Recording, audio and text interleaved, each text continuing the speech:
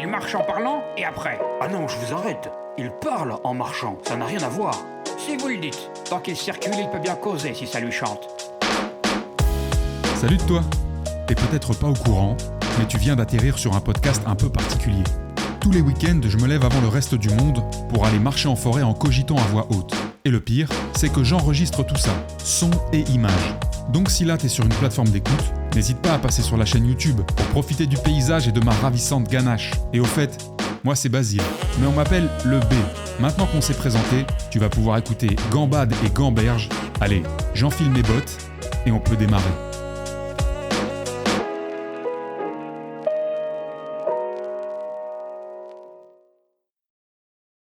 Salut tout le monde, comment ça va? Alors, on y va direct droit au but. Je vous le dis, aujourd'hui ce sera court, ce sera short, ce sera beaucoup plus bref que d'habitude. Pourquoi? Parce que il est 7 heures passées, alors que d'habitude ça démarre quasiment 1 heure plus tôt. Mais c'est la vie, c'est les aléas, c'est la bonne cause. Et aujourd'hui, je sais que ça va en faire jouir de plaisir et de joie. C'est pas la météo qui m'a mis les pieds dedans et je vais pas vous faire un point météo. Si vous voulez, je vous fais un point météo, il fait super beau, tout va très bien. Non, aujourd'hui les amis, j'ai été sur la route, donc je suis dans une forêt qui est un peu loin de là où je dors, enfin où je réside. Et sur la route, sur un tronçon donc de, je sais pas comment on dit trop, c'est pas une nationale, une départementale, donc une bonne route à 80 là. Mes yeux se posent, en plus très près de la forêt, hein, je devais être à 10 minutes même pas d'arriver sur la forêt. Mes yeux se posent sur une petite silhouette le long de la route et en passant, parce que j'allais beaucoup trop vite, parce qu'il faisait quasiment nuit noire encore. Nuit noire c'est un grand mot, mais il faisait vraiment très très sombre encore. Je reconnais un petit chat. Je fais pas ça pour vous apitoyer et vous amadouer comme la rumeur dit, la légende dit que je le fais sur mes miniatures. Moi, je vous dis que ce sont des animaux authentiques. Vous croyez ce que vous voulez. Non, là, j'identifie un petit chat. Donc un chat, pas vraiment un chaton, mais un jeune chat. Donc je passe assez vite.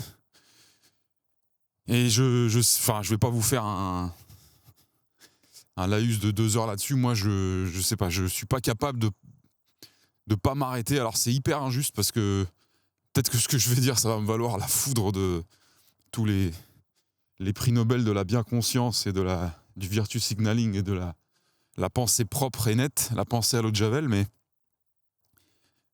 on s'arrête pas tous pour les mêmes... Enfin, moi, je m'arrête pas pour les mêmes animaux, en fait. C'est horrible ce que je dis, mais c'est vraiment... Je sais que c'est pas normal, mais il y a certains animaux qui retiennent plus mon attention que d'autres parce que... Alors après, il y a les animaux qu'on va considérer comme pas en danger le long d'une route. Les animaux qui volent, les animaux qui vont très vite. Mais bon, déjà, il faut réussir à les identifier de nuit quasiment noire en passant très très vite en voiture. Mais bref, il y a des animaux qui retiennent particulièrement mon attention et qui me happent, on va dire, au niveau émotionnel, entre guillemets. Et il se trouve que moi, j'ai grandi entouré de chats dans une famille où les chats ont toujours occupé une place assez importante. Des chats de toutes les sortes, et puis pas vous savez, pas les chats en mode chat de race, concours, blabla. C'était plutôt le joyeux bordel entre 18 générations différentes de chats. Moi, j'ai été, comment on dit, bordé, non... Ma nourrice, c'était un chat quand j'étais petit. Enfin, je n'ai pas eu de nourrice, malheureusement pas, malgré tous les privilèges que j'ai déjà en étant un homme blanc en bonne santé vivant en Europe, j'ai pas eu le privilège de naître dans une famille riche. J'aurais adoré avoir une nourrice danoise ou des pays de l'Est qui m'élève à la place de mes parents. C'est évidemment ironique. Mais j'avais une chatte quand j'étais petit, quand je suis né, même elle était là avant que je naisse. Une angora, pour ceux qui connaissent un petit peu, toute noire, très très sombre, et qui se mettait en espèce de U autour de moi, enfin autour de ma tête quand je dormais la nuit. Et ça faisait beaucoup rire mes parents, qui ont évidemment immortalisé la chose des milliers de fois.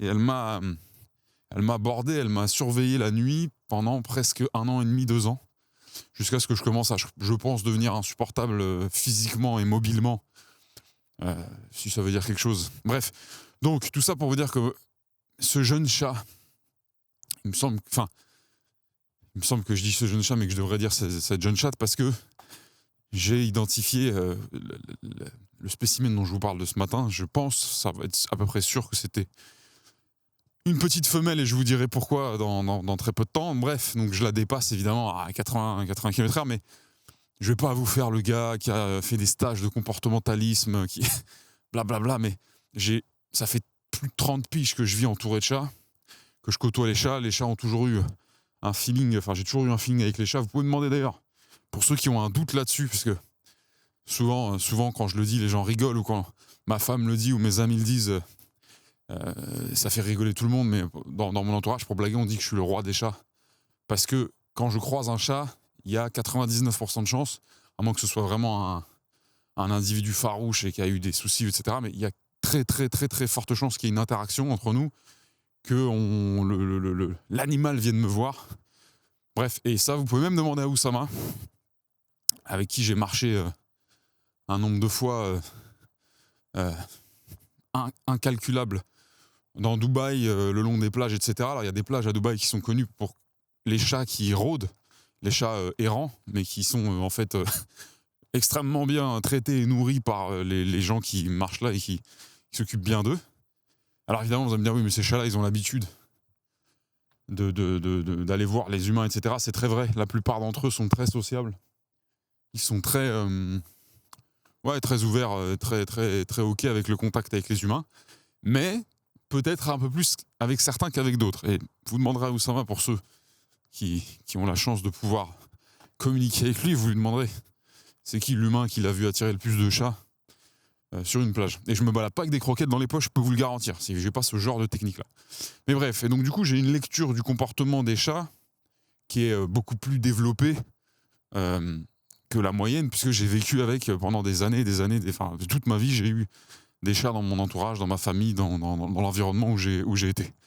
Et donc, cette jeune petite pléonasme, cette jeune chatte que j'ai dépassée ce matin sur la route, même si évidemment, avoir une bagnole qui arrive à 80 dans le dos, ça doit pas être rassurant, que ce soit pour un chat, un cheval ou un mammouth. Mais voilà, du peu que j'ai vu en passant comme ça, j'ai interprété son attitude comme une attitude assez proche de la détresse, hein, tout simplement. Donc, j'ai fait quelque chose qu'il faut pas faire, c'est que je me suis arrêté je me suis arrêté très proprement. Mais bon, je me suis arrêté et j'ai remonté la route. Les quelques, peut-être pas 200 mètres, mais il y avait, forcément, je roulais à la vitesse normale, donc le temps de s'arrêter, de pouvoir trouver un endroit où décoter la voiture, etc. Et je l'ai cherché le long de la route. C'est ça, quand je disais j'ai fait quelque chose qu'il fallait pas faire, c'est que j'ai marché le long de la route dans le noir. J'ai pas mis ma voiture en sens inverse avec les phares allumés, parce que ça pourrait être très mal interprété par quelqu'un qui arriverait de nuit, etc. Donc bref, je me suis mis dans le fossé avec le portable et je l'ai pas trouvé.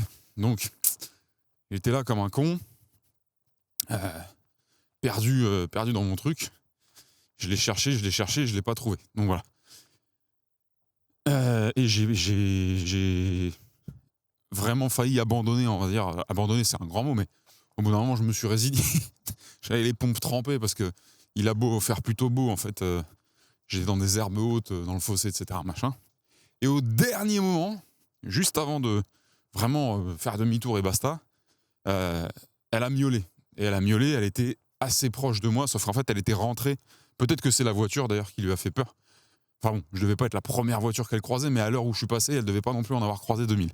Elle était en fait passée de l'autre côté du fossé et montée sur, vous savez, sur les espèces d'amorces de champs, là, les petites butées qui font le tour des champs, parce qu'autour de nous, c'était des champs.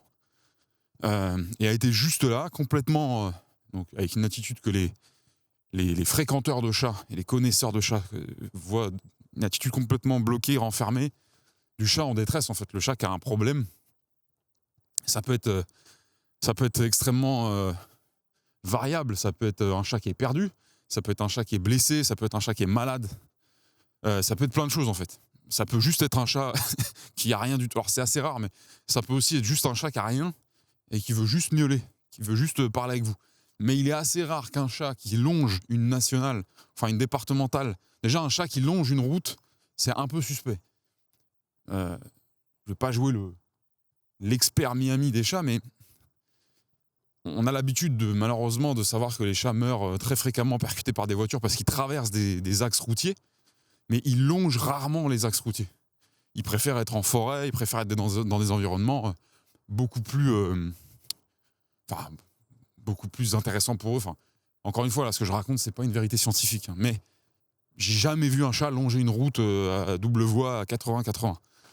Et ça, c'est ça qui m'a un petit peu interpellé. Donc bref, la petite, je vais essayer de m'approcher d'elle. Au début, elle était vachement en mode farouche, craintive. Alors il faut faire attention parce que les chats, c'est pas des gros gabarits.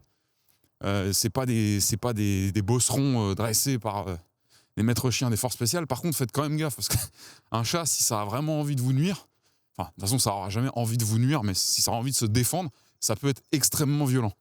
Donc j'ai l'habitude de faire attention. Donc si j'approche, déjà n'approcher que ce soit un chien, un chat, un lion aussi également, mais j'en vois beaucoup moins dans les zones forestières des Hauts-de-France, mais n'approchez jamais de face, complètement frontalement ce type d'animaux et ne tendez jamais vos membres, vos mains, vos pieds, les pieds à la rigueur vous risquez moins parce que vous allez avoir des chaussures, etc. Mais le réflexe que la plupart des gens ont, c'est d'amener la main bien en face, bien frontale et bien au-dessus de l'animal. Et mettez-vous en fait 2 secondes à la place de l'individu, même s'ils en ont l'habitude et que c'est pas quelque chose qui les choque. Pour eux, on est des géants, on est des êtres. C'est comme si c'est même plus que si on était nous face à des éléphants en termes de gabarit. Donc, si un éléphant se mettait frontalement devant nous et amener sa patte principale en plein sur notre gueule par le haut, je suis pas certain qu'on aurait une attitude immédiatement amicale. Donc, n'approchez jamais frontalement et n'approchez jamais par le haut. Approchez toujours par le bas si vous voulez approcher. Et quand vous n'êtes pas sûr de ce qui peut se passer, si c'est un chien, n'y allez pas parce que la puissance de morsure d'un chien, elle est quand même nettement violente. Les chats, c'est plutôt avec les griffes, même s'ils peuvent mordre, c'est plutôt avec les griffes qui risquent de vous faire très mal. Donc si jamais vous devez approcher un chat pour une raison ou pour une autre, que vous devez l'aider ou quoi, emballez votre main, votre bras dans votre vêtement. C'est-à-dire, si vous avez une veste, enroulez votre veste autour de votre bras. Et puis voilà, si jamais il se vénère, il vous défoncera la veste, mais normalement, vous serez épargné. Donc c'est ce que j'ai fait. Évidemment, tout est bien allé. Elle était très craintive. De toute façon, voilà, c'est des attitudes qui sont faciles à lire quand on a l'habitude. Très craintive, mais je pense que littéralement, et encore une fois, je ne lis pas les pensées des chats, mais je pense elle était complètement paumée et je voyais pas du tout d'où elle pouvait venir. Et il ne faut pas se fier forcément à ce que vous avez vu et faire de la déduction du dimanche parce qu'elle était en train d'aller dans cette direction, alors elle venait de là-bas. Bref. Elle avait un petit collier. Et alors, on sait que les gens mettent rarement leur 0,6 sur un collier, le collier de leur chien ou de leur chat, mais ça arrive parce qu'il y a des gens qui sont très attachés à la sécurité de leur animal et puis surtout parce qu'on sait qu'un animal à tout moment... En fait, souvent, quand on voit des animaux perdus, on se dit, mais attends, mais c'est quoi ces maîtres qui laissent les animaux partir, etc. Mais en fait, ça va beaucoup plus vite qu'on croit. Un chat, un chien, il peut décrocher à un moment donné et se retrouver complètement hors de son périmètre habituel. Alors pour les animaux qui sortent tout seuls, ça peut arriver encore plus vite que prévu. Ils peuvent avoir été perturbés par quelque chose, par un véhicule, par un événement, par un autre animal qui les a repoussés ou qui les a obligés à changer leur itinéraire ou quoi. Et ils peuvent se retrouver un peu paumés et un peu sortis de leur périmètre de confort et de leur périmètre de connaissance. Alors, il y en a pour qui ça causera aucun problème, mais il y en a d'autres qui seront en fait pas bien. Alors un chien perdu, c'est très très facile à repérer quand on en a au moins vu un. Un chat, beaucoup moins. Les chats, ils ont une autre attitude. Le chien, il cherche une trace en fait déjà. Le chat, pas du tout. Donc bref, je m'approche d'elle, je reste un peu avec elle, je laisse le stress descendre, parce qu'il y a aussi ça. Il faut laisser le temps à l'individu de s'habituer un petit peu à vous. Et clairement, elle finit par venir à mon contact. J'ai plus besoin d'aller vers elle, c'est elle qui vient vers moi, qui se blottit. Il faisait quand même pas chaud ce matin, on a beau être au mois d'août, je peux vous garantir que ce matin il faisait pas chaud. Et voilà, elle est en mode détresse et elle cherche Elle cherche de la présence, elle cherche du réconfort. Et donc, je vous dis, elle a un petit collier. Et sur ce collier, il y avait un QR code. Alors, j'ai essayé de scanner le QR code avec mon téléphone. Le truc, c'est que ça n'a rien donné du tout. Après, moi, j'ai un problème avec mon téléphone. C'est que souvent, il donne rien avec les QR codes. Et puis, peut-être que le QR code était un peu abîmé, un peu effacé. Donc, bref. Je suis un peu comme un con, je sais pas trop quoi faire. En gros, donc là où j'étais, j'étais un peu comme ça, là, sur une bordure de. Imaginez que là où je marche, c'est une route. Et j'étais sur une bordure comme ça entre un champ et un fossé. Et de l'autre côté du champ, il y a c'est l'entrée d'un petit village qui est le dernier truc que je traverse pour aller dans la forêt où je tourne en ce moment. Donc, ce que je décide de faire, c'est de la prendre et de l'emmener. Alors déjà, je teste si en la prenant dans mes bras, ça crée de la réaction ou pas. Parce que ça peut être hyper stressant pour l'animal. Pas du tout. Je pense que ça faisait un moment, elle avait l'air quand même assez faible en énergie. Je peux pas vous dire si elle était hydratée, déshydratée, alimentée, pas alimentée, mais les félins ont des très grosses ressources. Si jamais ça va mal pour eux, ils sont capables d'aller très très très très loin dans les réserves. Là où des canins, des chiens, etc. vont être beaucoup moins persistants et beaucoup moins vont aller beaucoup moins jusqu'à la mort, quoi. Ils sont beaucoup plus dépendants. Surtout qu'un chat, à partir du moment où vous le mettez dans un environnement extérieur avec un peu de verdure, il est théoriquement capable de se nourrir tout seul en chassant. Maintenant, un chat qui est sorti d'un appartement ou d'une maison où il vit depuis 10 ans, bon là elle était jeune, ça se voyait, mais où il vit depuis 10 ans et qu'il a jamais chassé quoi que ce soit de sa vie, avant qu'il se mette à chasser, il faut vraiment qu'il crève la dalle. Donc, je l'emmène avec moi sur le village, ça m'a pris 10 plombes.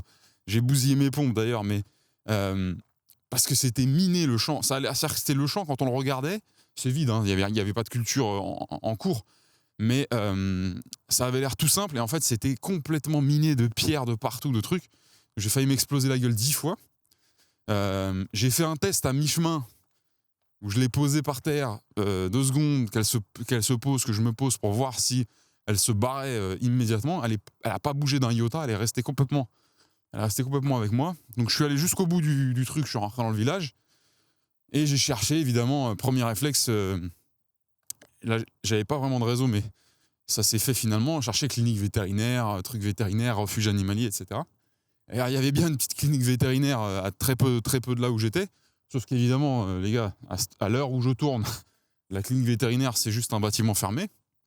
Et donc, je reste devant 2 secondes. Et il se trouve que là où... J'ai aucune idée du nom du village, mais là où j'étais, il y a le marché aujourd'hui. Donc, il y avait plein de gens qui étaient déjà en train de se mettre en place.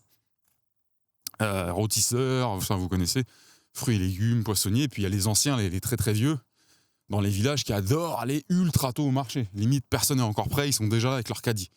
Et il y a 2 petites dames qui me voient. Ça a été mon kiff de la journée.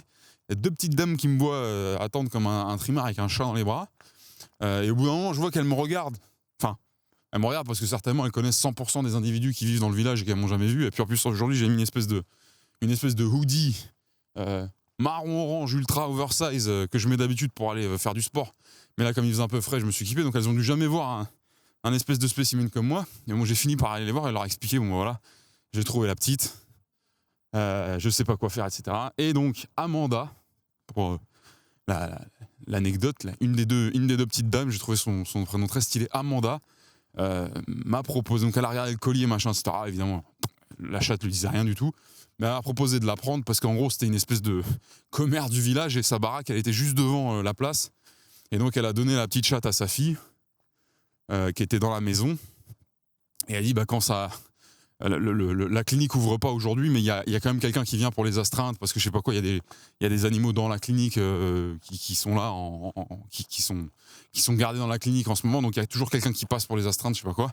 Et quand elle passera, on toquera et on lui amènera la chatte, etc. Parce qu'apparemment, moi j'ai pas l'habitude parce que j'ai pas de chats qui vont à l'extérieur, mais le QR code là, c'est un truc, ça doit être une app ou quelque chose de très simple qui donne accès à un fichier où on a tout de suite les coordonnées du propriétaire ou la clinique ou le point où il faut laisser l'animal si jamais on le trouve.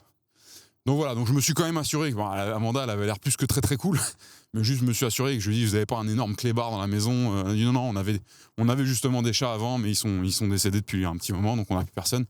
Donc la petite, c'était pas sa fille, c'était sa petite fille, mais il y avait sa fille dans la maison aussi.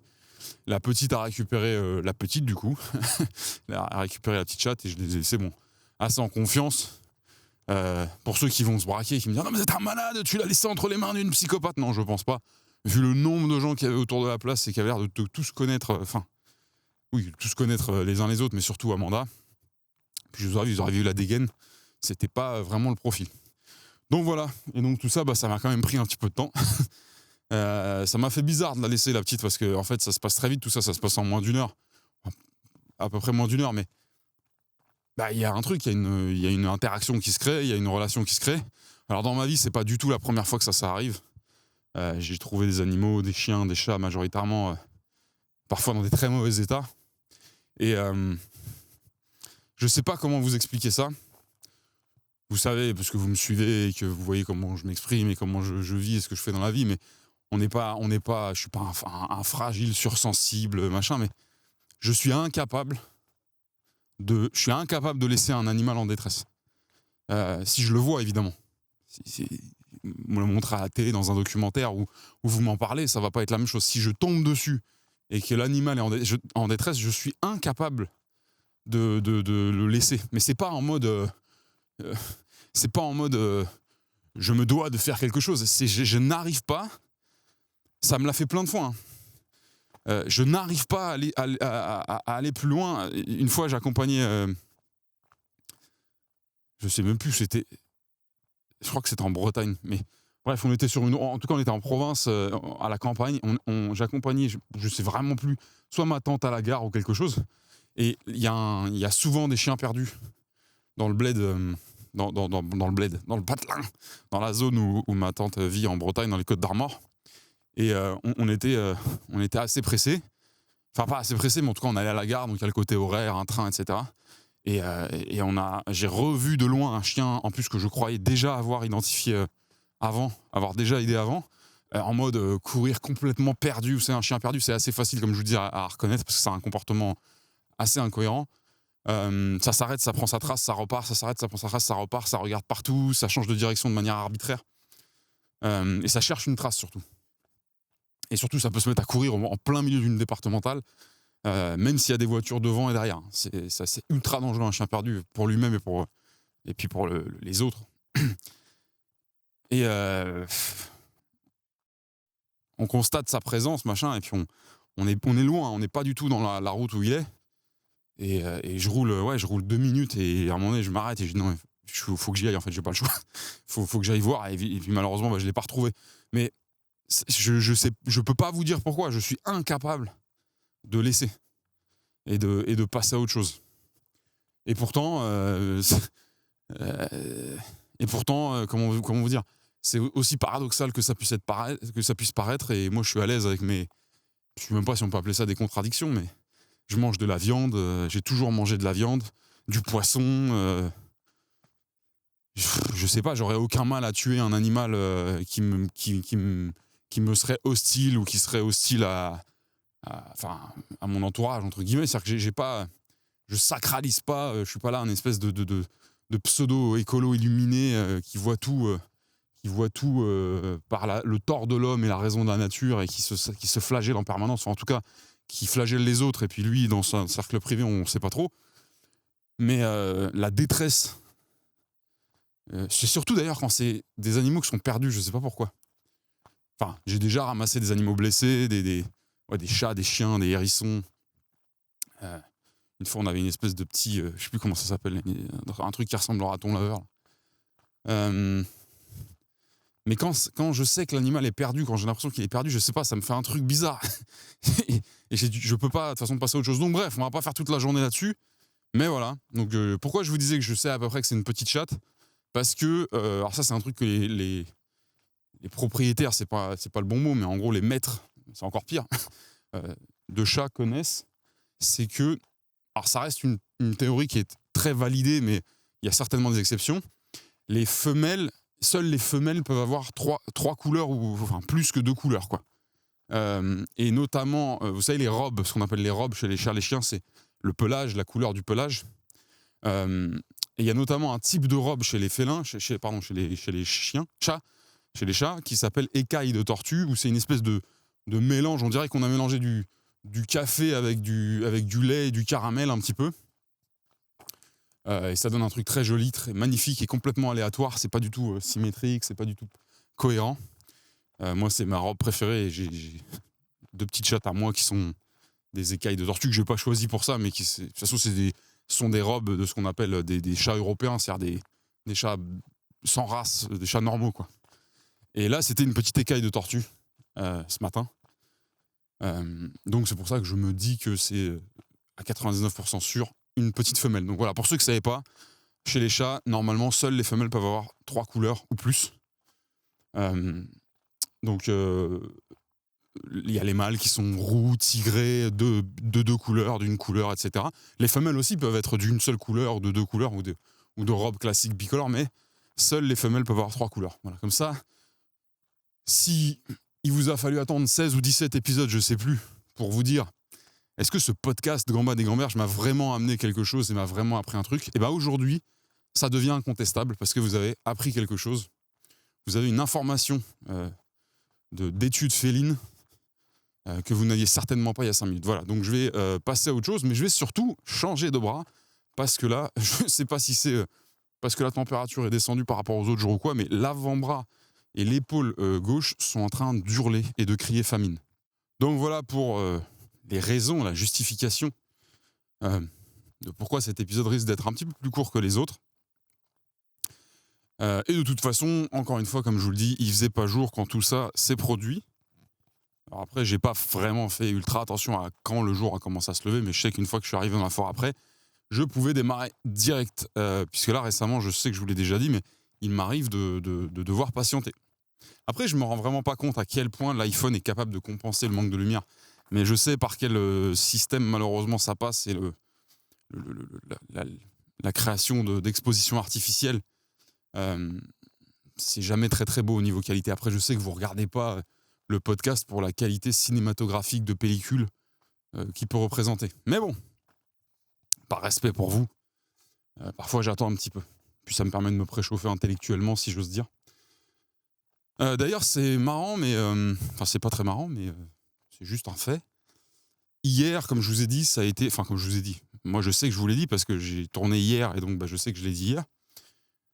La dernière fois que j'ai enregistré, je vous ai dit que hier, c'était une journée marathon. Je n'ai même pas compté combien d'heures j'ai tourné. Alors, hier, on va faire un petit compte. Comme ça va vous divertir. Ouais, j'ai le stabilisateur qui a l'air de... Non, ça va. Hier, j'ai tourné donc Gambade et Gamberge de 6h30 à 8h et quelques. On va dire 2 heures. Alors évidemment, comme je vous le dis, à chaque fois, fichier nettoyé, enregistrement nettoyé, ça fait rarement 2 heures, mais il faut bien 2 heures pour enregistrer un épisode. Donc on va dire 2 heures de Gambade et Gamberge. Ici, c'est l'endroit préféré où je passe dans cette forêt. Regardez ça. Je vous fais... Ah, pardon pour ceux qui ne font qu'écouter. On passe devant une clairière qui est... sous enclos, hein, donc qui appartient à une propriété qui a l'air assez cossue. Mais avec le lever de soleil, enfin le soleil qui est déjà nettement levé, mais qui est assez haut, qui est encore assez bas, pardon, c'est très joli. Hier donc, 6h30, 8h30 à peu près, 8h15, 8h30, Gambade et Gamberge épisode X. Retour de bon matin avec un premier... Alors là, c'était pas un tournage, mais j'avais un client en call, on va dire, pendant 1h30. 1h30. Ensuite, tournage avec le père Alexandre Aguerter pour tourner un épisode de Extrapreneur qui, je pense, sera sorti, j'en sais rien. Je ne sais même pas vous dire s'il sera sorti quand je sortirai celui-là. Un épisode pendant lequel j'ai pris beaucoup de plaisir. Qui a été un peu long à tourner parce qu'on a eu des petits... Enfin, il a fallu se mettre en place, etc., mais qui s'est très bien passé, qui j'espère vous plaira beaucoup. D'ailleurs, faites-moi des retours. On parle énormément de contenu. Alors, on amorce un peu sur la discipline, etc., mais on parle de contenu, mais de contenu dans un sens noble. Et j'espère que ça vous plaira. N'hésitez pas parce que les autres environnements que ce podcast-là, où j'ai parfois l'occasion de sortir de mon thème principal, parce qu'en général, quand on me sollicite, c'est pour parler sales, c'est pour parler machin, etc. Ça m'intéresse de savoir à quel point je suis aussi ou moins ou plus pertinent que dans Gambade et Gamberge. En tous les cas, mais ça, je vous dirai mon ressenti à la fin du résumé de la journée d'hier. Mais en tous les cas, moi, j'ai un ressenti qui est très favorable Ensuite, là, j'avais un autre client, j'avais un premier coaching avec un client que je ne connaissais pas encore, qui s'est super bien passé. Quelqu'un qui avait des problématiques de stagnation dans sa carrière de sales, et qui voulait en fait, ça c'est un sujet qui est hyper intéressant à aborder, mais je ne veux pas du tout faire des gamberges un podcast sales, mais c'est un sujet qui peut totalement être transposé sur d'autres métiers. C'est la stagnation donne comme impression que la seule voie, le seul avenir est dans la promotion et dans vous savez, la promotion hiérarchique verticale et de passer manager. Donc là, on parle d'un sales qui avait atteint le haut de l'échelle des sales opérationnels dans une boîte très connue. Je ne vais pas faire voilà, tout va très bien et je garde sa vie privée. Voilà, il se disait, mais est-ce que va falloir que je passe directeur commercial ou un truc dans le genre, ou manager, et tout ça avec pas vraiment une très grosse envie et une très grosse appétence pour les fonctions managériales. Je vous rappelle que, comme le dit si bien, et je l'ai déjà cité dans un post LinkedIn, comme le dit si bien Julia de Funès, donc qui est, si je dis pas de conneries, pour l'anecdote, hein, mais c'est pas ça qui fait la valeur intellectuelle de cette femme, qui est une philosophe, je pense, une auteure philosophe, et puis qui doit avoir d'autres casquettes et d'autres cordes à son arc en termes de qualification, mais que j'oublie. Julia de Funès, qui est, je crois, la petite fille de Louis de Funès. Pour ceux qui ignoreraient qui est Louis de Funès, je vous conseille vivement, avant de mourir, de vous renseigner. Et Julia de Funès le dit très bien. Le management est une compétence, ou un métier, enfin, plutôt une compétence, alors qu'en France, c'est une promotion. Donc, ce que ça veut dire, c'est qu'en gros, on ne devrait nommer, envisager manager que des personnes chez qui on détecte le potentiel, et ça de manière absolument décorrélée avec leurs capacités opérationnelles actuelles, même si c'est très bien que quelqu'un qui monte manager puisse arriver avec une grande légitimité opérationnelle, mais à mon sens, et je trouve ça extrêmement pertinent, la légitimité opérationnelle n'est qu'une illusion et un emballage cadeau pour plus facilement faire monter la personne sur ce poste, mais n'est pas nécessaire à sa performance, je pense. Hein. Mais en France, c'est une promotion. Alors on dit en France parce qu'on aime bien taper sur notre propre pays, notre propre système, qui est quand même un système assez fragile sur plein d'aspects, mais aussi très performant sur d'autres. Mais alors là, sur ce coup-là, non. En France, comme dans plein d'autres pays, c'est une promotion. Déjà, c'est une évolution qui a l'air naturelle, alors qu'elle ne devrait pas l'être du tout, et qui est complètement regardée, qui est complètement observée sous l'angle de la promotion, donc de l'évolution verticale, naturelle en plus. Et c'est dramatique. Pourquoi je vous disais ça ? Oui, parce que donc l'élève que j'avais...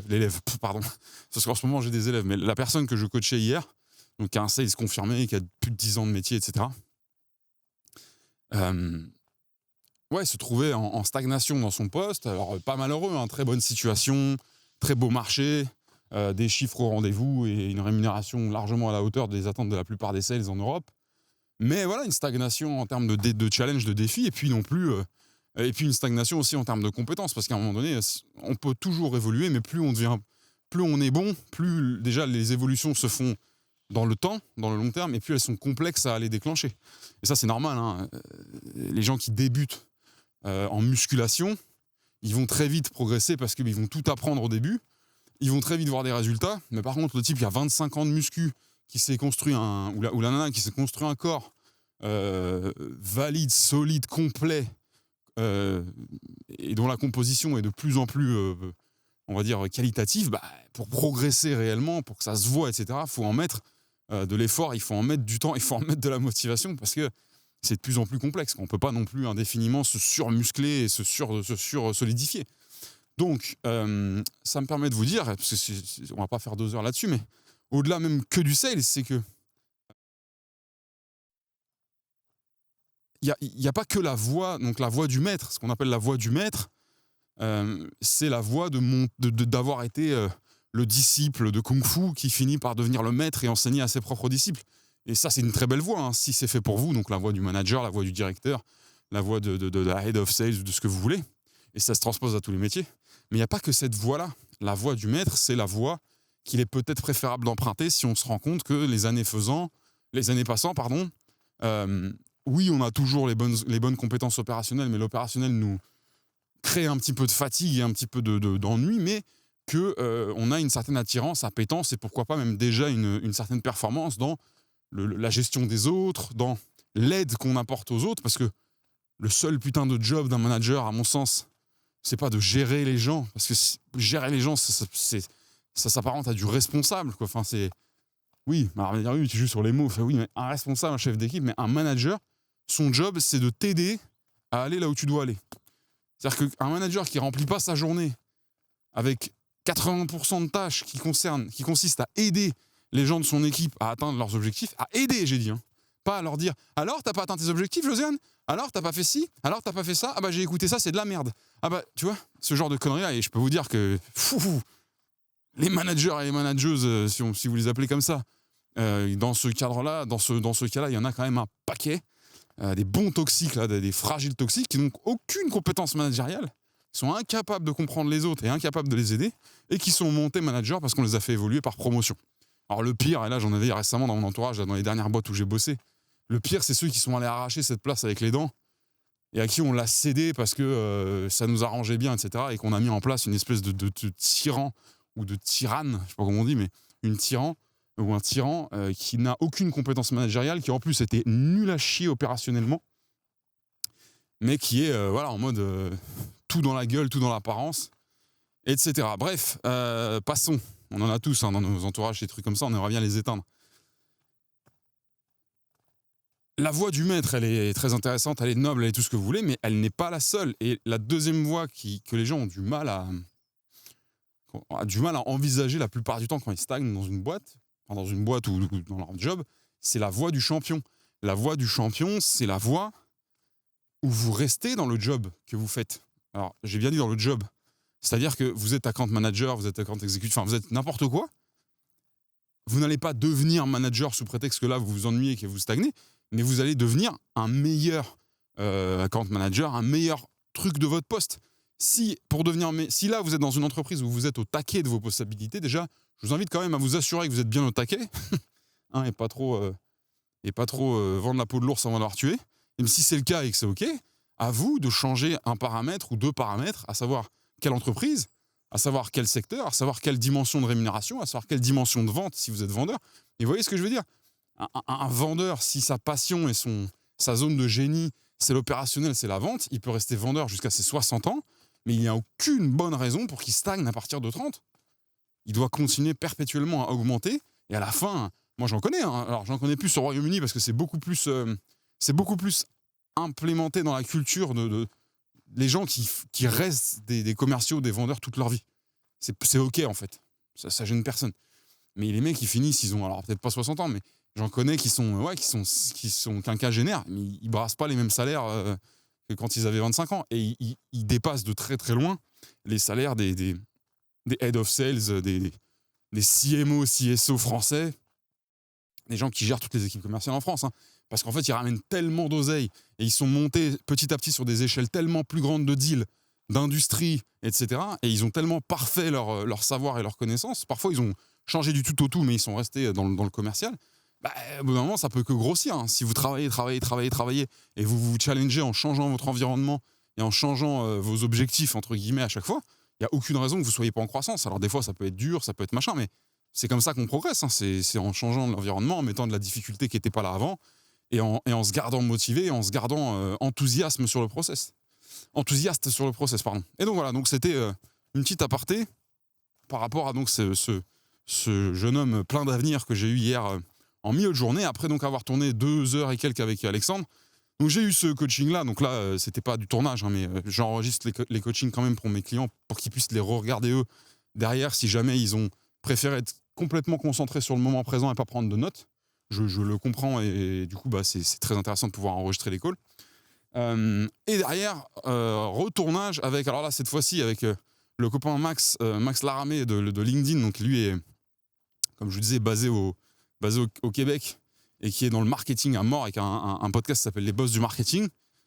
Et là, malheureusement, alors on a essayé, croyez-moi, on a grindé, mais on n'a pas pu tourner l'épisode, alors que pourtant on était chaud et on était prêt. Mais la technique nous a complètement lâché. Là, ça se basait à 100% sur des problèmes de connexion Internet qui venaient malheureusement de sa box.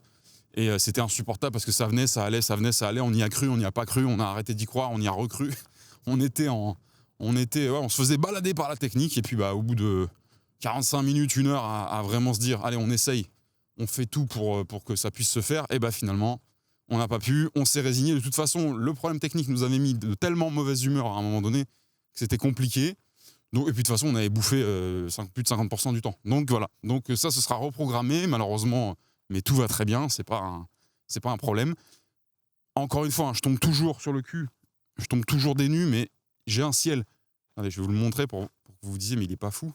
Je sais pas si vous voyez, j'ai un ciel absolument bleu autour de moi. Il n'y a pas un nuage à 800 km à la ronde, il pleut. Ça me dépasse toujours. Alors là, c'est pas violent, mais j'ai de l'eau qui tombe sur moi. De la pluie. Donc voilà. Donc, une journée un peu marathon en termes de tournage et de création de contenu. Je peux vous dire qu'hier soir, j'arrivais plus à réfléchir parce que j'ai essayé d'être force de proposition et de proposition de valeur, d'idées, de pensées, de flow pendant à peu près toute la journée, parce que quand je suis en coaching, c'est évidemment ça peut être extrêmement pragmatique ce qu'on va traiter avec mes clients, avec les gens que j'accompagne, mais à un moment donné, moi aussi, je m'empêche absolument pas de cogiter, de réfléchir et de penser en direct et d'amener un peu plus de valeur, d'amener une surcouche parfois théorique, parfois inspirationnelle, parfois beaucoup plus technique, mais du coup, c'est de la concentration. Toile d'araignée de merde, c'est insupportable. C'est de la concentration, et il faut rester ultra focus. Et quand en fait ça se passe en continu tout le long de la journée, ça épuise, ça essore bien, quoi. J'étais plus claqué qu'après les plus gros entraînements que j'ai pu me mettre dans la tronche au niveau physique. Alors c'est pas la même fatigue. On va dire oui, mais ça n'a rien à voir. Je fais, oui, on sait, Jean-Claude, mais je peux vous dire que ça rince complètement.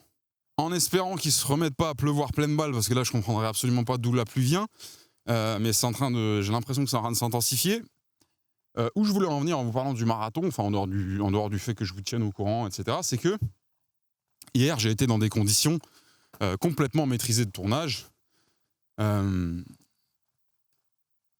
Micro, studio, en plus il y avait de l'image captée, très belle image, etc. Et j'ai eu la chance d'être avec des interlocuteurs très stylés, très cool, hyper inspirants, et qui avaient bien préparé leur sujet.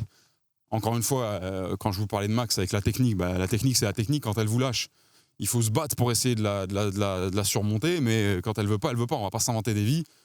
On est à 10 000 km l'un de l'autre, si la connexion internet marche pas, je vois pas trop comment on peut faire.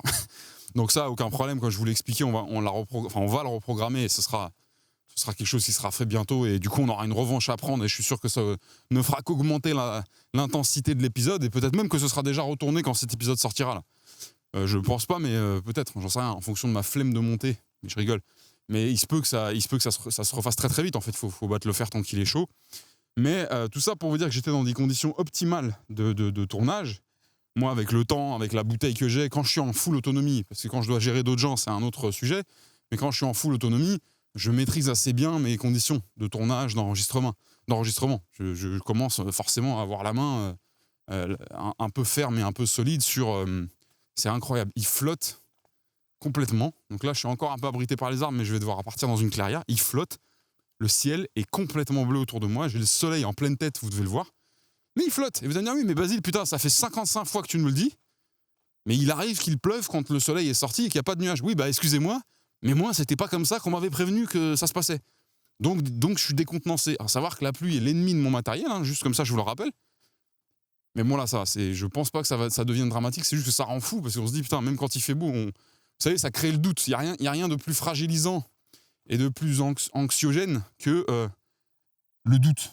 C'est-à-dire que, si là, moi, pour décider de déclencher le tournage d'un Gambas des Gamberges, prendre la voiture et aller me foutre dans une forêt pour tourner, il faut que je regarde juste s'il pleut, il pleut pas, il fait beau, il fait pas beau. En gros, quand il fait beau, aucun problème, aucune hésitation, aucun doute, on y va. Quand il fait pas beau, on n'y va pas. C'est clair, c'est facile, c'est binaire. Mais imaginez que maintenant, il faut que je me dise, en fait, j'en sais rien, parce que quand il pleut, il peut s'arrêter de pleuvoir au moment où tu arrives dans la forêt, et quand il pleut pas, il peut se mettre à pleuvoir alors que tu es en plein soleil. Ça crée le doute et ça crée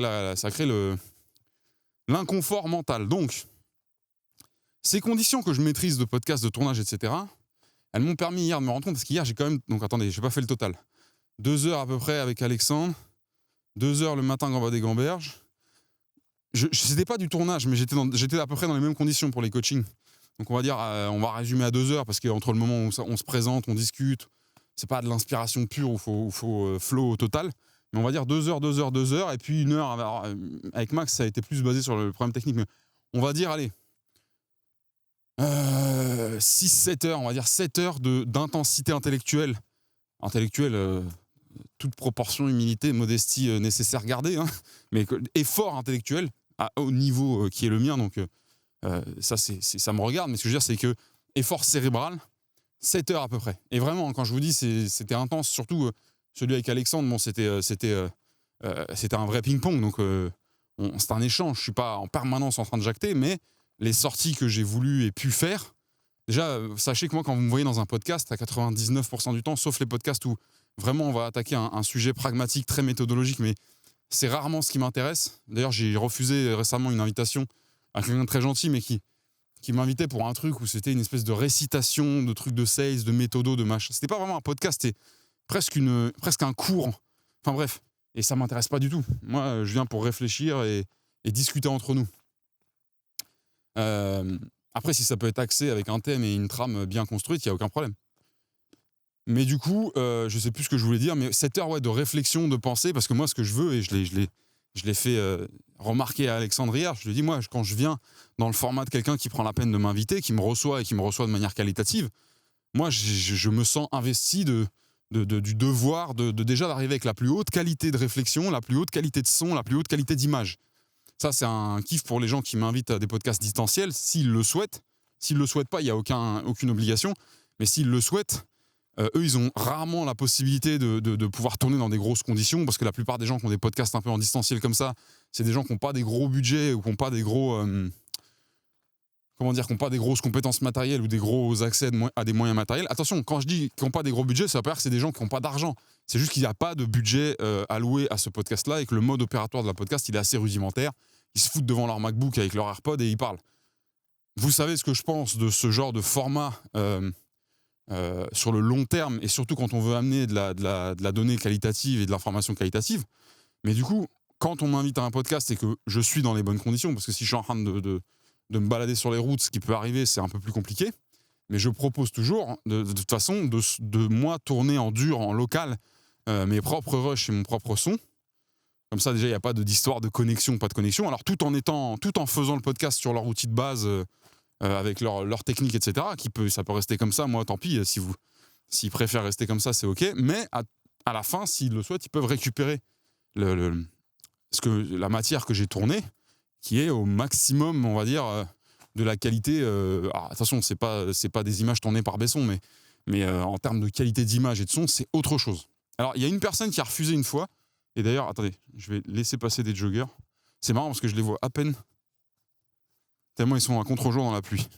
Ouais, je vous disais, il y a quelqu'un qui m'a étonné la dernière fois. Alors finalement, le podcast s'est annulé parce que trop compliqué à caler la date. J'ai proposé donc cette fameuse possibilité de récupérer les rushs, etc., de haute qualité, de les envoyer, et puis ça, c'est pour les gens qui font ça bien. En général, quand les gens me disent non, c'est parce il y en a qui montent pas leur podcast, ils sortent le truc qu'ils ont enregistré sur Zencastr ou l'outil sur lequel on enregistre, et basta, ils balancent ça comme ça, et ils font aucune repasse. Ce que je peux comprendre. Moi, de mon côté, ça se passera jamais de cette manière, mais je peux le comprendre. Donc ça, là, pour le coup, il n'y a pas de sujet. Mais il arrive... en général, c'est ça le retour qu'on me fait quand on veut pas. On me dit ça, ou alors on me dit non, mais t'embête pas. Ça, c'est le grand truc, c'est t'embête pas, on veut pas te prendre de temps. Bon, là, la personne, elle m'a dit non, parce que sinon, il y aura un trop gros décalage entre ta qualité d'image et la mienne, et je vais passer pour un bouffon. Bon, j'ai pas cherché à discuter, mais la personne se reconnaîtra, il n'y a pas de souci, c'est quelqu'un, j'ai aucun problème, et je suis en bon terme, mais c'est pas un frérot, c'est pas une personne, un ami de longue date, mais j'ai toujours du mal avec les gens qui comprennent pas que quand on crée du contenu, quand on produit quelque chose, la priorité, c'est pas son image, c'est ce qu'on va amener, ce qu'on va imposer, ce qu'on va proposer à l'audience, à la personne qui regarde. faire passer en priorité sur une décision, est-ce que je vais passer pour un con, pas pour un con? Est-ce que lui, il va avoir une profondeur de champ supérieure à la mienne?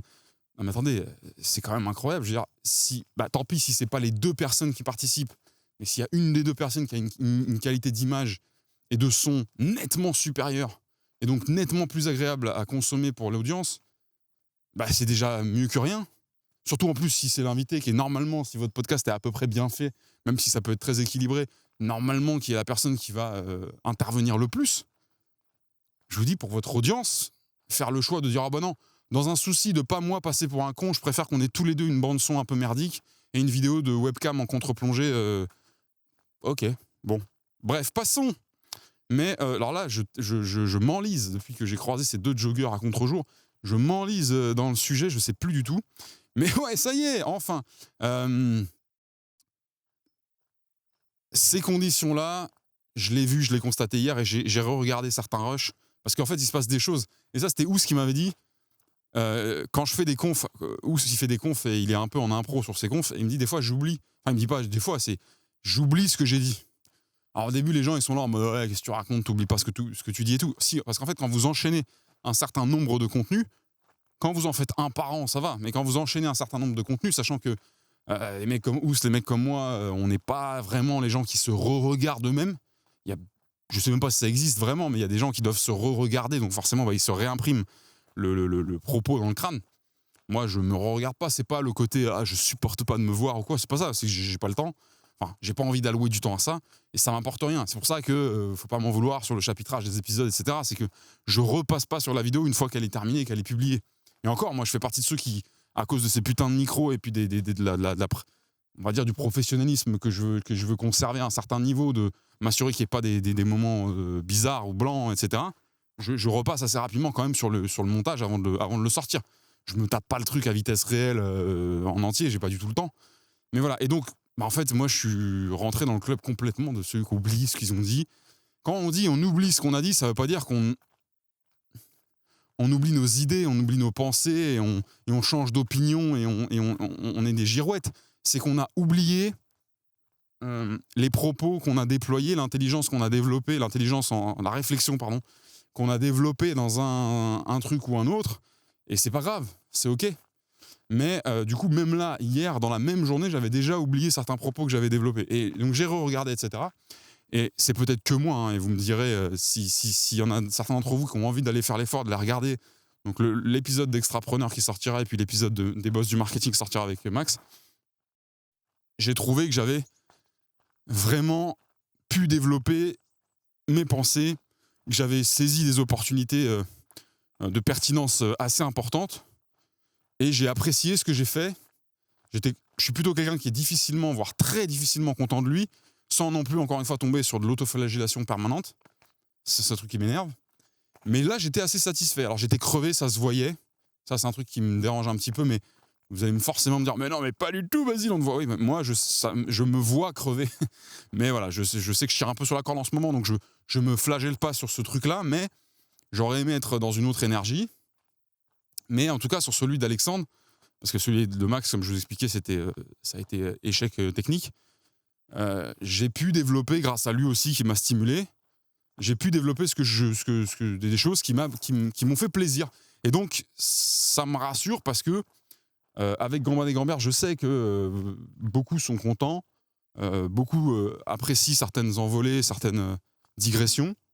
Mais il y a, en fait, je dis ça parce que l'autre jour dans la voiture, pour un ami, pour un élève que je raccompagnais, avec qui je faisais un bout de route, il m'a demandé si on pouvait écouter le podcast pour voir, parce qu'il ne connaissait pas du tout. Donc on a mis le dernier épisode, etc. Donc je me suis réécouté malgré moi. Et puis de toute façon, on parlait en même temps, donc c'était pas non plus. Mais je me trouvais assez bas en niveau d'intelligence développée et de pertinence. Mais connaissant forcément toutes mes limites techniques et les limites logistiques de ce format-là, je me morfonds pas, je sais à quoi c'est dû. Mais ce qui me fait plaisir, et ce qui, j'espère, vous fera plaisir à l'avenir, puisque Gambade et Gambert va s'arrêter d'ici quelques temps, ce qui me fait plaisir, c'est que bientôt, enfin pas bientôt, mais il y aura d'autres formats où là, je serai vraiment dans des conditions maîtrisées. Et je pense que ces conditions maîtrisées, bien que moins sportives, moins vertes, moins agréables, moins bucoliques, Moi, tout ce que vous voulez que Gambade et Gamberge, c'est les conditions où j'ai le plus de pertinence et le plus de capacité à développer quelque chose. Et je me suis même rendu compte, alors je vous garantis que je continuerai à faire des formats solo, parce que j'estime qu'avant de faire des podcasts à plusieurs, il faut être bon en solo. C'est peut-être une idée qui a l'air débile, mais réfléchissez-y 2 secondes un peu plus avant de juste réagir. Avant d'emmener des gens dans des échanges, dans des conversations, dans du relancement de propos, dans du creusage d'anecdotes, etc., essayez de tenir une audience. Enfin, de tenir, c'est rien du tout. Hein. On dit qu'on déblatère, et puis s'il y en a qui sont restés jusqu'à la fin, on est content. Mais essayez de tenir une audience pendant 1 heure et d'en être suffisant et de vous être satisfait du job. Et vous verrez qu'accueillir quelqu'un sera beaucoup plus facile. Donc voilà, et donc je continuerai à faire des formats en solo, et si possible dans d'excellentes conditions. Mais c'est comme les gens qui me font le retour sur l'épisode que j'ai dû tourner dans une chambre parce qu'il pleuvait et que je me suis fait battre par la météo. La plupart des gens sont unanimes, surtout les gens de mon cercle proche qui me font les feedbacks les plus hardcore. Ils m'ont dit c'est le meilleur épisode que tu as jamais tourné, alors que moi, honnêtement, alors ça a été horrible à vivre, donc forcément l'expérience du tournage de cet épisode-là, ça n'a pas été une partie de plaisir, mais en ressenti, cet épisode-là, pour moi, c'est pas du tout le meilleur que j'ai tourné. Mais bref, donc, je sais que Gambade et Gamberge est un format qui me limite en termes de capacité de développement d'idées, etc., de par l'effort physique, tranquille, hein.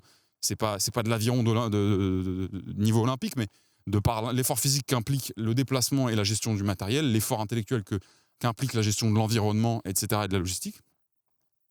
Mais si il est vrai que je continuerai à faire des formats solo parce que je sais que je vais m'épanouir là-dedans, etc. Et je vous ai parlé de Navalogie et j'ai très hâte de vous proposer les premiers pilotes. Là où je pense être de très loin, alors quand je dis le meilleur, c'est pas le meilleur du monde, c'est le meilleur parmi tout ce que je peux faire, c'est en échangeant avec quelqu'un qui sait me mettre en flow. Et on a déjà parlé de ça, en tout cas je pense avoir déjà parlé de ça ici, surtout sur l'épisode du flow. Il y a des gens qui ont un talent à savoir mettre en flow les autres. Et moi, quand je suis en face de ces personnes-là, j'ai envie de les payer presque parce qu'elles me permettent de faire des sorties. Et ça faisait très longtemps que j'étais pas entré autant en flow que hier avec l'épisode d'Alexandre. Alors, je fais pas ça du tout pour vous faire un teasing, hein. C'est la stricte pure vérité. Attendez, je sais plus trop où je suis. Hier, Alexandre m'a amené sur des sujets. Alors après, il a fallu aussi lui laisser de la place pour s'exprimer parce que ce format-là d'Alexandre, c'est pas du tout je te reçois, t'es le roi, t'es le boss, on parle que de toi et moi je ferme ma gueule. C'est pas du tout ça et c'est très très bien parce que ces formats-là ont aussi une grosse limite. Donc il a fallu aussi me maîtriser et pouvoir laisser suffisamment d'espace à Alexandre pour développer aussi ses propres propos. Mais en tous les cas, parce que c'est un mec extrêmement sympathique, mais qu'au-delà d'être sympathique, il est très intelligent. Il m'a axé, il m'a emmené sur des sujets où peut-être certains étaient des paris, mais en tout cas ont été des paris gagnants où j'ai pu développer vraiment le sujet et le propos et l'intelligence. J'aimerais beaucoup trouver le moyen de me mettre en flow avec des gens. Le but, c'est pas que de philosopher et de parler de choses intangibles, etc. Parce que c'est bien de gamberger et d'aller très haut dans la pensée, d'aller très haut dans le monde des idées, dans l'impalpable et dans tout ça, mais ça reste quand même extrêmement du coup immatériel et très théorique. Et même si c'est très agréable, ça peut désintéresser certains, et même moi, hein, je suis ravi de beaucoup travailler sur le théorique, la philosophie, entre guillemets, et la pensée, la gamberge, mais j'aime aussi beaucoup pouvoir rentrer dans des choses très pragmatiques. Quand je parle de discipline, je suis dans l'ultra-pragmatisme, mais j'adore y mettre une espèce de trame, un dénominateur un peu plus mindset, un peu plus philosophique.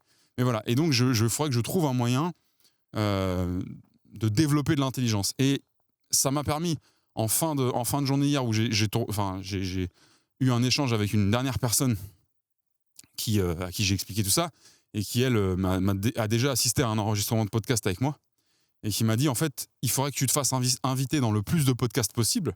Alors déjà, c'est pas quelque chose que je vais faire, parce que l'initiative de me faire inviter, c'est pas un truc que mon cerveau comprend, mais il faudrait que tu te fasses inviter dans le plus de podcasts possible, parce que ton job, c'est d'être une valeur ajoutée, et c'est que ça rejoint ce que je vous disais tout à l'heure. Jamais j'arrive dans un podcast sans proposer la plus haute qualité disponible dans mes moyens, mes ressources, mais aussi en termes intellectuels. Venir déposer du flow, déposer du développement d'intelligence. Et donc, se faire inviter dans le plus de podcasts possible pour être une vraie valeur ajoutée, pour être un vrai, entre guillemets, cadeau pour les hosts qui me solliciteraient. et essayer de rentrer en flow le plus possible avec la personne et voire de la prévenir que c'est peut-être l'objectif le plus intéressant qu'elle pourrait viser pendant cet épisode-là, parce que moi, mon parcours, mon machin, mes guerres, mes trucs, ça me dérange pas d'en parler si ça peut aider les gens à comprendre l'itinéraire, etc. Mais le côté surbiographique, ça va 5 minutes. Ce qui est intéressant, c'est ce que la personne elle a dans la tête. Ce qui est intéressant, évidemment aussi, c'est ce qu'elle a fait, mais sans y rester 3 plombs. Ce qu'elle veut faire, ce qu'elle fait actuellement, ça peut-être un peu plus intéressant. Mais c'est aussi intéressant de la laisser développer de l'intelligence. Donc, il faudrait que je m'attelle à... Mais je peux pas, en fait, pour l'instant, j'arrive pas à voir ça de manière logique dans ma tête, de côté se faire inviter dans des podcasts.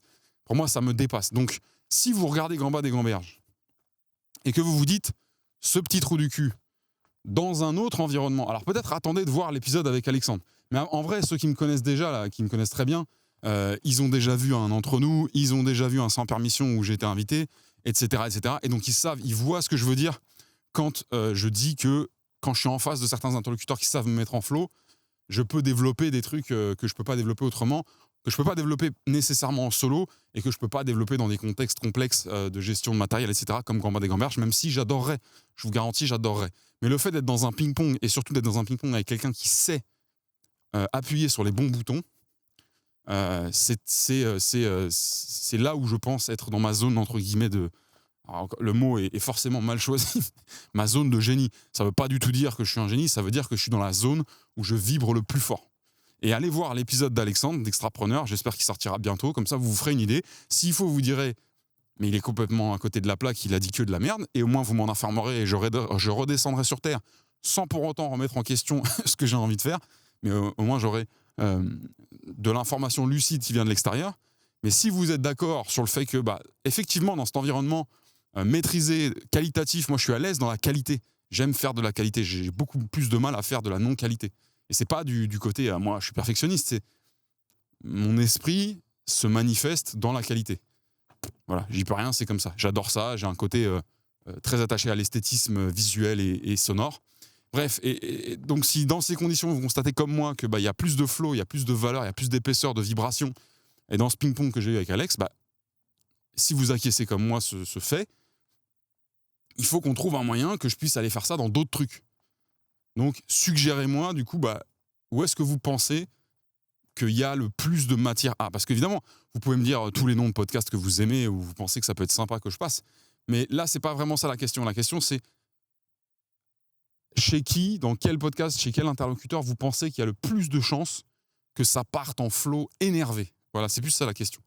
Parce que si vous êtes plusieurs à suggérer la même chose, ça veut dire qu'il y a vraiment une raison identifiable. Et là, ça pourrait être intéressant. Moi, ça pourrait me permettre d'aller approcher la personne, à condition que j'aime évidemment le format et que je me trouve cohérent avec le sujet. Pas arriver salto arrière dans un truc où je suis complètement à côté de la plaque. Mais de m'approcher de la personne et lui expliquer, voilà, moi je fais ça. Si tu as du temps, va un peu t'immerger dans ce que je fais. Comme ça, si tu peux pas blairer ma gueule et ce que je raconte, au moins, on perd pas de temps. Mais sache juste que mon audience, les gens qui me font la fidélité, le plaisir de continuer à m'écouter et qui donc savent de quoi on parle et savent de quoi, entre guillemets, je suis capable, entre guillemets, m'ont suggéré de venir boxer avec toi, faire une séance avec toi. Et pour la personne, il faut qu'elle arrive à le percevoir comme de la vraie valeur. Moi, c'est mon objectif, c'est de délivrer de la valeur, de déployer de la valeur chez les gens qui m'invitent. Donc voilà, n'hésitez surtout pas à me suggérer des choses ou à me calmer si vous sentez qu'en fait pas du tout. Gambas des Gamberges, c'est le paroxysme de mon potentiel de développement de pseudo-intelligence et qu'il faut surtout pas que j'aille casser les pieds de quelqu'un dans son propre format parce que je risquerais de le gâcher. Voilà pour ça. Alors vous avez de la chance, ça devait être plus court, mais j'ai fait un truc de trimard, c'est que je me suis complètement paumé dans la forêt où je suis. Je crois que c'est le moment où j'ai commencé à m'inquiéter plus ou moins pour la pluie, où j'ai perdu un peu le fil de l'itinéraire que je prenais. D'habitude, j'en ai une plutôt bonne maîtrise. Ah oui, ça me permet de vous poser une question que j'avais oublié de vous poser à la suite de la vague de feedback sollicité que j'avais faite. J'allais dire sollicité 2 fois. Il y a un retour qui m'a été fait et qui est très drôle parce qu'il m'a été fait à la fois de manière négative et à la fois de manière positive. Ça, c'est des choses qui sont assez rares et moi, c'est des petites pépites qui m'amusent beaucoup. Il s'agit de ma manière de m'exprimer. J'explique. Majoritairement positivement, les gens m'ont dit ce qui est agréable avec toi, en dehors de plein d'autres choses, parce que je suis vraiment un mec suragréable et génial, mais on m'a dit c'est surtout que tu t'autorises à utiliser le français pleinement dans ta capacité, évidemment dans tes compétences orales. J'utilise pas le français comme Victor Hugo, on n'a pas la même maîtrise, la même finesse et la même envergure d'utilisation, mais je ne me prive pas, et vous l'avez certainement constaté, de parler de manière développée, en mettant des tournures qui peut-être font faire des AVC à certains, parce qu'ils aiment qu'on parle comme c'est la mode maintenant dans le copywriting, à tout le monde comme à des teubés, comme on parlerait par message, parce qu'apparemment c'est ça qu'il faut faire. Alors chez moi, il ne faut pas venir parce que c'est pas du tout ça qui va se passer, ni à l'écrit ni à l'oral comme vous avez pu le constater. Mais du coup, voilà, ça ravit certains, notamment de mes proches, hein, mais ça ravit pas mal de gens, ce côté, ouais, tu parles en français sans faire le gars qui pète plus haut que son cul et qui sans artifice en gros. C'est-à-dire que tu n'utilises pas une manière, un ton et un style artificiel et exprès pour avoir l'air d'eux, et on sent que c'est naturel et que tu as envie juste de pouvoir développer du propos construit, et puis ça reste, comme je le dis encore une fois, dans ma fourchette de capacité. Mais pour autant, on sent bien que tu as un peu été un petit loupard quand tu étais plus jeune, parce que tu as un accent, parce que des fois tu lâches des punchlines corrosives avec un pH supérieur à celui de l'acide, et qu'il y a un espèce, voilà, on sent que tu as la punchline et le mot un peu vulgaire, le mot l'argot facile, voilà. On sent que tu as l'argot facile, et en général les esprits créatifs ont des argots magnifiques. Donc voilà, donc ça c'est un feedback qui m'est remonté, comme je vous le dis, majoritairement positivement. Mais ce qui est drôle, c'est qu'il y a d'autres gens qui me font le même feedback inversé, et qui me disent donc c'est cool parce que quand on t'écoute, on sent que entre guillemets ça vient de la street, que t'es un vrai gars, et que à ta voix et à ta manière de parler, on comprend tout de suite que t'es pas né avec une cuillère d'argent dans le cul. Alors, juste pour information, hein, si vous jaugez l'intérêt que vous portez à une personne, notamment dans un environnement de réflexion, de pensée, de production de contenu, de partage, de connexion, là, je suis pas là pour la rentabilité, vous avez compris. Si je venais pour la moula, si je venais pour faire moult oseille, bah, je ferais autre chose, hein, je vendrais autre chose. Après, j'ai rien contre faire de la moula, hein, qu'on soit très clair, mais là, je suis dans un environnement, et vous l'avez bien compris, et c'est peut-être pour ça que vous êtes là, où on n'est pas sur ce point-là, sur ce sujet-là. Mais si vous évaluez l'attention que vous allez donner à quelqu'un dans cet environnement-là uniquement sur est-ce que c'est quelqu'un qui est né avec une cuillère d'argent dans le cul ou pas, peut-être que vous avez un problème. Je veux pas aller plus loin sur le propos parce que j'ai pas le temps, mais je trouve ça assez aberrant. Après, tout dépend du propos qui y est tenu. Mais je vois pas pourquoi un mec qui est né dans la noblesse, je sais pas, j'en connais pas, mais qui est né à des niveaux sociaux 10 fois plus élevés que le vôtre et que le mien, n'aurait pas des propos intéressants à développer ici. Peut-être que vous vous identifieriez moins si c'était très porté sur l'anecdote, sur la vie, etc. Mais moi, j'écoute tous les gens. Hein. Si quelqu'un a quelque chose d'intelligent à dire et à m'apprendre, je vais pas commencer à analyser le CV pour me dire « Ah oui, mais oui, c'est un putain d'aristocrate ». Non mais tant mieux pour lui, en fait. Si par contre il vient m'imprimer sur la gueule que moi je suis qu'un manant, je suis qu'un gueux insignifiant parce que je suis pas un aristocrate comme lui, on sera pas copains, évidemment. S'il m'explique que il a souffert, que ça a été dur pour monter sa boîte avec les 30 millions que son papa lui a prêté, on sera pas copains. Et de toute façon, j'étais pas là le jour où papa lui a prêté. Donc je suis même pas sûr de pouvoir me positionner en termes d'opinion. Mais ce que je veux dire, c'est qu'à aucun moment, moi j'évalue le propos, l'intelligence et l'esprit de quelqu'un à son origine sociale ou toute autre origine. Mais c'est marrant parce que les gens qui font ça, c'est les premiers à venir nous casser les couilles avec le sexisme, avec le machisme, avec le racisme, etc. Alors quand je dis à nous casser les couilles, ils cassent les couilles aux gens qui sont sexistes, machistes et racistes. Mais ils cassent les couilles aussi un petit peu autour d'eux à toujours mettre la pression. C'est un peu comme les écolos dégénérés qui parlent de ça. Qui parlent de ça toute la journée, qui cassent les couilles à tout le monde toute la journée.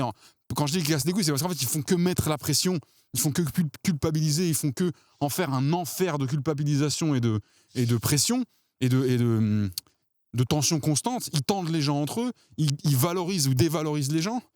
au lieu d'éduquer, au lieu de répandre l'information, au lieu de sensibiliser, au lieu de faciliter des accès, au lieu d'enlever de la friction, au lieu de passer des messages, au lieu de toucher aux émotions, etc. etc. Bref, donc je m'énerve, parce qu'on est en fin de podcast, là, vous avez vu, je suis chaud. Mais les gens qui nous cassent la tête avec le sexisme, le racisme et tout, c'est les premiers à juger les gens à cause de leur origine ethnique, religieuse, sociale, est-ce qu'ils sont chez Basic Fit, chez Fitness Park, etc. Dès qu'il s'agit de l'intellectuel, etc., de l'intellectualité de quelqu'un. Donc bref, si vous évaluez les gens intellectuellement sur est-ce que je vais écouter cette personne en fonction de si ça vient de là ou de là, je suis désolé pour vous. Alors j'ai pas le pouvoir de vous convaincre de sortir de ce podcast et de pas y rester. En vrai, je suis très content que vous restiez. Peut-être qu'un jour j'arriverai à faire une fissure dans cette position que vous avez, mais c'est bizarre. Enfin, bref. Et donc, je reviens là, parce que j'ai digressé pour rien, mais je suis très content de l'avoir fait. Le feedback qu'on me fait de c'est super parce que tu utilises une palette française, une palette linguistique française qui t'est propre, hein, encore une fois, qui est très loin de la palette de certains grands. Mais on sent cette épice, on sent ce petit tabasco qui relève le tout, et c'est marrant, ça fait un tout très marrant, mais on est ravis de pouvoir écouter quelqu'un qui développe du verbe français sans se priver, quoi. Moi, ça me fait plaisir, hein, et ça fait du bien au cerveau, croyez-moi. Et donc, comme je vous le dis, on me fait le feedback inverse en me disant, on sent le tabasco et c'est ça qui fait qu'on est là. Par contre, frérot, tu parles trop compliqué. Et le pire, attention, parce que là, je vous fais entendre le mauvais truc. Ce que je viens de dire, ça va vous faire penser qu'en gros, c'est les mecs qui parlent un peu comme avec un vocabulaire très réduit par la street, comme on dit à l'Académie française, qui me disent ça. Alors que pas du tout, c'est pas du tout eux qui disent ça. Au contraire, moi, j'adore...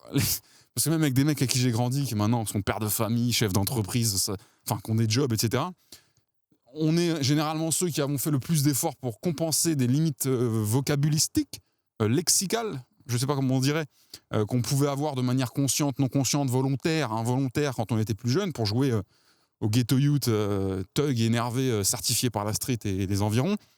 On a eu en général tous ce point commun d'avoir fait d'énormes efforts de compensation pour gommer des choses qu'on s'est auto-infligées plus jeune. Après, il ne faut pas renier d'où on sort, il faut être très fier d'avoir parfois dû grandir dans un environnement hostile. Alors tranquille, l'environnement hostile, on n'est pas dans les favelas, mais il y a des raisons à ce que certaines personnes parlent d'une manière et pas d'autre, hein.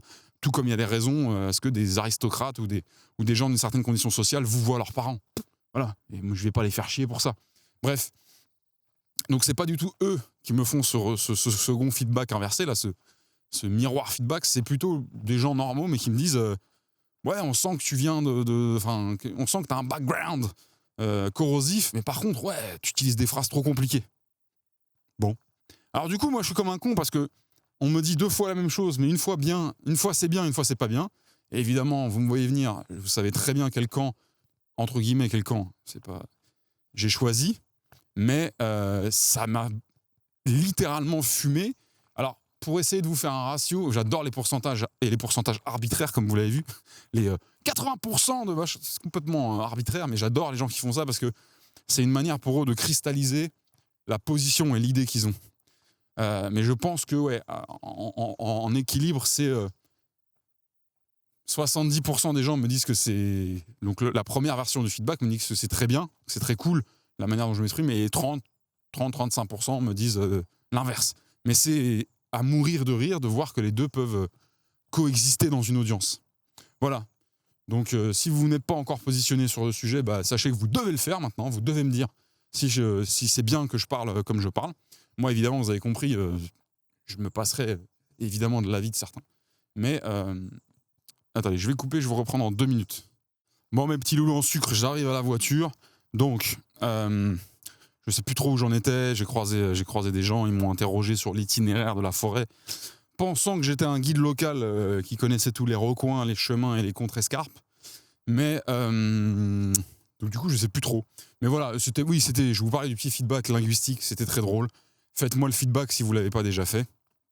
Mais sachez que peut-être que c'est pas quelque chose qui se ressent, c'est que c'est aussi un excellent amplificateur de pensée. Le fait de s'autoriser à aller jouer dans un champ verbal, lexical du coup, parce que le champ lexical c'est un truc qui existe, large, vaste et confortable en variété. C'est, je trouve, un des plus gros avantages de la langue française, c'est sa capacité à nuancer à peu près tout ce qu'on souhaite nuancer d'une manière magnifique, mais aussi à varier. On peut varier énormément et on n'est pas obligé de se répéter, là où des langues différentes sont très limitées. Bref, on a du mal à se rendre compte de ça. Et c'est sans pour autant aller jacter comme en 1800. Et encore, si ça vous fait marrer, faites-le. Ça doit être un exercice intellectuel incroyable. Mais ça participe au flow. Et peut-être que ça se ressent. D'ailleurs, je pense que vous le ressentirez dans l'épisode avec Alexandre, parce que j'étais vraiment dans des bonnes conditions, un peu fatigué, encore une fois, mais je pense pas que ça ait neutralisé totalement la chose. Mais allez voir l'épisode avec Alexandre, donc Extrapreneur. Extrapreneur, je pense qu'il l'écrit Extrapreneur, avec un X. Donc allez voir ça. Et si ça vous parle, Extrapreneur, donc XTRA-preneur, je pense que c'est comme ça. En tout cas, on partagera forcément le moment venu, l'épisode au moment de sa sortie. Mais allez voir ça et vous me direz si vous avez ressenti que déjà, il y a du flow comme je pense qu'il y en a eu. Si je pense qu'il y en a eu et qu'il n'y en a pas eu, c'est quand même dommage. En tout cas, s'il n'est pas perceptible par vous-même, c'est chaud. Même si j'ai passé un très bon moment et que c'est ça le principal. Mais vous ressentirez peut-être que le flow est soutenu et alimenté aussi, non pas que par ma pensée, mais par la richesse du vocabulaire que je m'autorise à... Alors, richesse dans le sens... Je m'autorise à avoir un vocabulaire riche à ce moment-là, quitte à aborder des propos qui sont... D'ailleurs, c'est un truc qui m'amuse beaucoup à faire, c'est d'aborder des propos qui sont très rudimentaires, très street aussi parfois, mais de le faire avec un vocabulaire riche. Je trouve que c'est la plus belle des choses. Et le mélange des... Voilà, le mélange des... Je sais pas quoi, des cohérences, des incohérences. Je vais vous laisser parce que j'arrive au parking. Il est enfin l'heure de rentrer. J'ai absolument aujourd'hui pas parlé de ce dont je voulais parler, parce que pour la première fois, j'arrivais avec un pseudo-plan. Il y a eu l'histoire de la petite chatte sur le chemin qui, vous le comprendrez, a impliqué de perdre un petit peu de temps et puis de commencer par vous expliquer ça. J'aurais pu éviter, mais j'étais tellement encore dedans que voilà, ça m'a fait plaisir de partager ça avec vous. Je voulais vous parler de certaines choses en ce moment. Je relis un petit peu Adam Grant, que mon ami Émeric Kubiak, que j'ai rencontré chez Assess First, dont je vous parlerai d'ailleurs. Je vous ai parlé de Simon Baron, mais il y a un autre Avengers de chez Assess First qui est incroyable, qui s'appelle Émeric Kubiak, et qui m'avait replongé dans Adam Grant à l'époque. Et là, j'ai un peu repris le truc. Putain, j'ai une goutte énorme qui vient de tomber pile sur le micro. Je sais pas si vous l'avez vu. Sa mère. Et ouais, il y a eu pas mal de choses dont je voulais vous parler, que j'ai retrouvé dans ce bouquin Think Again de Adam Grant, qu'on a écrit d'autres. Adam Grant qui est notamment connu pour avoir amené cette notion de givers, takers, matchers, dont on reparlera, mais dont vous avez peut-être déjà entendu parler dans le podcast Enlève tes chaussures de Théo Lyon. Je voulais vous parler de ça. Je voulais vous parler d'un jeune homme que j'ai rencontré qui s'appelle Lounès et qui, j'espère, représente l'avenir de l'entrepreneuriat français, qui est une personne lumineuse et incroyable que j'ai rencontrée grâce à Thibault Louis. Je vous raconterai l'histoire pour ceux qui ne l'ont pas suivi et je vous raconterai le futur aussi de tout ça. Donc voilà. Mais c'est pas pour cet épisode, c'est ça que je voulais... c'était le but de ma phrase. C'était que, à la base, c'était pour cet épisode et finalement, c'est pas pour cet épisode, ce sera pour le suivant. Le week-end prochain, je ne pourrai tourner qu'un seul épisode de Gambas des Gamberges. Je le sais d'ores et déjà, car le dimanche, je serai sur les routes au moment du tournage normal. Et évidemment, en n'étant pas seul sur les routes et puis à l'extérieur comme à l'intérieur de mon véhicule, je ne vais pas commencer à tourner en roulant à 130 sur l'autoroute. Donc voilà. J'espère que tout va bien pour vous. C'est un peu la phrase à la con, mais c'est vrai. N'hésitez pas à communiquer dans les commentaires comme certains le font. Ça me fait très plaisir. Même les trimards qui m'écrivent j'ai écouté pendant 20 minutes, j'ai pas aimé. Et ils partent. Mais j'adore. C'est super. Mais ceux qui passent du temps et qui m'offrent de leur attention de manière récurrente et fidèle, déjà un grand merci. Et surtout, n'hésitez pas à continuer à communiquer avec moi si vous le souhaitez. Je vous souhaite une très bonne journée, une très bonne semaine, une très bonne vie. Faites des choses, exécutez. Et on se reparle très très vite, évidemment, pour le prochain épisode où j'essaierai, pour la première fois en exclusivité sur ce putain de podcast, de respecter un programme préétabli. Allez, prenez soin de vous et à très bientôt. T'es encore là ? Je sais pas ce qui t'a poussé à rester jusqu'au bout, mais justement, ça m'intéresse. Avant toute chose, si la balade t'a plu, abonne-toi. Vraiment. Si tu le fais, ça va me rendre heureux. Quand je suis heureux, j'ai plus d'inspiration. Et ça se ressentira dans les prochaines marches. Si t'es sur YouTube et que t'as un grand cœur, et je sens que c'est le cas, tu peux m'envoyer de la force et du feedback en commentaire. Et pour me suivre ailleurs, trouve-moi sur LinkedIn. Je m'appelle Basile Vierne.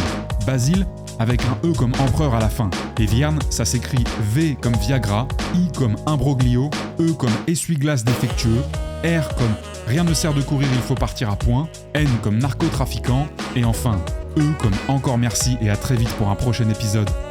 Bise. Mais alors à qui parle-t-il à la fin? À lui-même, paraît-il. Eh bien, on marche vraiment sur la tête, cher ami. Et si vous me dites en parlant, je vous en colle une.